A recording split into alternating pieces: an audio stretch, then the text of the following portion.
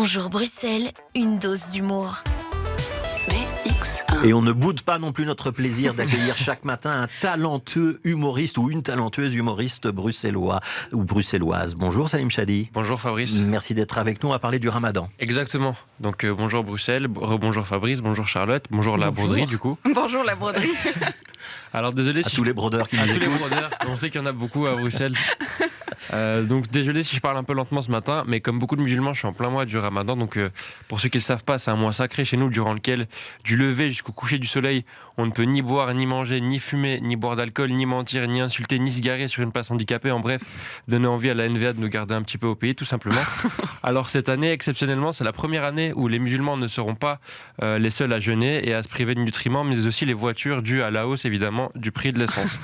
Alors le Ramadan, c'est une période durant laquelle on reçoit beaucoup de remarques et de questions diverses, pas toujours mal placées ou maladroites, mais tout de même ce matin j'ai décidé de donner un petit tutoriel sympathique que vous, mes compatriotes, pourrez partager quand on vous pose des questions ou même pour vous cultiver un petit peu plus. Oui, dans une dose d'humour on se cultive aussi un peu parfois et oui Fabrice, il faudrait peut-être penser à doubler mon salaire. D'accord, ça je vais y réfléchir.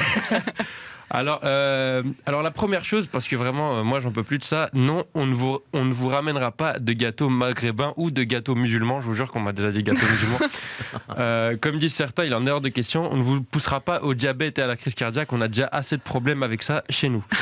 Deuxième chose, oui, nous restons des humains. Donc oui, fait étrange, nous pouvons toujours continuer à avaler notre salive. Je sais, c'est fou. C'est une question qu'on m'a déjà posée plein de fois. Est-ce que vous pouvez quand même avaler votre salive pendant le mois du Ramadan? Je sais, c'est fou, c'est dur à croire, mais les musulmans ne sont pas faits différemment que les autres. On ne mue pas pendant le Ramadan tel un serpent. Alors, c'est vrai qu'il y a des moments de la journée, après une longue journée de travail par exemple, on peut être un peu plus fatigué qu'à d'autres moments. Fabrice, pour illustrer mon propos, est-ce que vous avez, Charlotte aussi, est-ce que vous avez entendu parler de ce qui s'est passé à Flémal dans la région de Liège mercredi soir? Oui, il y a une voiture qui a décollé. Oui. Exactement. Ouais. Dans un centre sportif. Exactement. Ouais. Comme, mais on suit l'actu, vous savez. Ouais, c'est vrai que c'est votre travail. J'avais complètement oublié. C'est vrai que c'est votre travail. Alors là, c'est un footballeur qui conduisait la voiture. Exactement, voilà, Fabrice. Voilà. Mais est-ce que vous ne travaillerez pas dans les médias par hasard pour avoir autant d'informations? Un peu journaliste. Ouais. Je suis venu apprendre des trucs, moi. Je suis un fou. Alors, un joueur de foot de Louvain était sûrement un peu fatigué après sa longue journée de jeûne. Il s'est engagé dans un rond-point en agglomération à pas 50, pas 70 passants, mais bien 200 km/h. Oui. Avant de décoller à plus de 5 mètres du sol et d'atterrir droit sur le toit d'un hall omnisport. Il a donc fracassé le mur avant d'atterrir sur le terrain de basket où l'entraînement d'une équipe féminine avait lieu. Je vous invite à aller voir les images sur internet si vous ne les avez pas encore vues. Il a testé le concept de la voiture volante, exactement. Ce qui est très impressionnant aussi, c'est qu'à 1 mètre près, il atterrissait comme ça sur le toit et il n'aurait rien eu du tout. Mais je vous rassure, bien évidemment, aucun ballon n'a été dégonflé pendant cet accident et bien sûr, personne n'a été blessé. C'est le plus important. C'est le plus important. C'était la chute? C'était la chute. C'était la chute. Merci beaucoup, Charlotte. Flémal, c'est dans quelle région? De Liège. Et c'est là que vous allez jouer?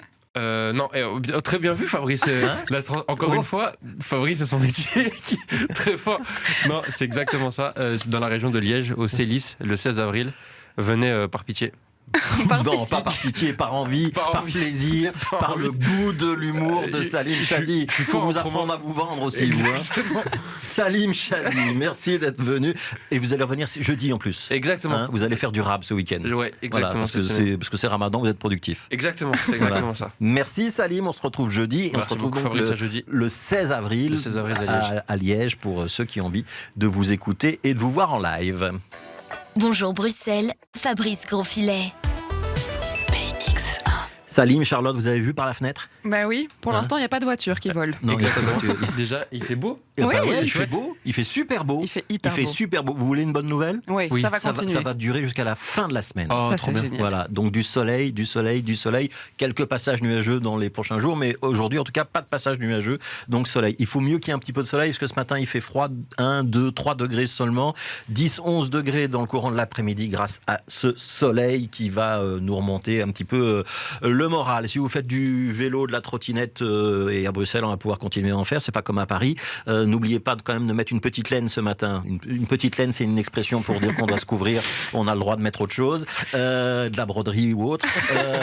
Une petite laine parce que quand même 1 ou 2 degrés quand on est en vélo ou en trottinette, ça fait un petit peu frais. Mais c'est bientôt vous qui allez faire une dose d'humour, j'ai l'impression. C'est ça. Moi, je suis une blague permanente.